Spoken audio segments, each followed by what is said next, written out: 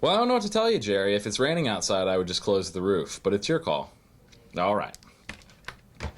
Hello and welcome back to this week's edition of Hail Mail. I am Redskins.com's Brian Tinsman, here to answer your questions during Dallas Week.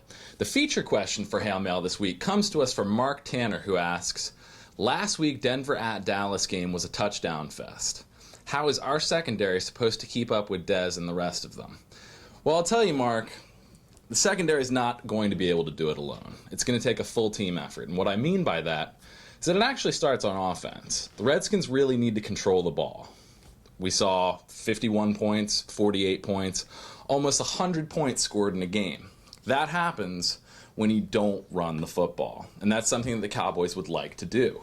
They don't want to run the football. They would much rather pass it to guys like Terrence Williams, as you mentioned, Dez Bryant, who is 6'2", 222, and in 5 career games against the Redskins has 403 yards and 3 touchdowns. Those are big numbers to combat, but I think what the Redskins will want to do is keep the ball away from the Cowboys' offense. Now, what happens when you can't do that? It starts actually up front with the pass rush. Ryan Kerrigan, Brian Arakpo have to get after Tony Romo, keep him uncomfortable.